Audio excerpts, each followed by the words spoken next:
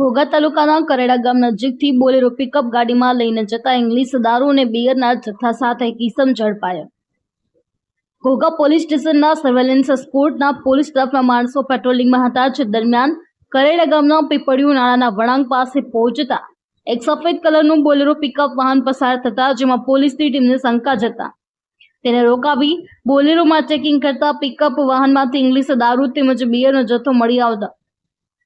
police દ્વારા દારૂ તેમજ બિયરનો જથ્થો એક મોબાઈલ અને બોલેરો પિકઅપ લોડિંગ ગાડી નંબર GJ05B23076 ને કબજે કરી કુલ કિંમત ₹4,37,990 ના મુદ્દામાલ સાથે અશોકભાઈ ભોપાભાઈ જાંબુચા ઉંમર વર્ષ 32 રહેઠાણ કરેડા તાલુકો ઘોઘાવાડાને ઝડપી પાડેલ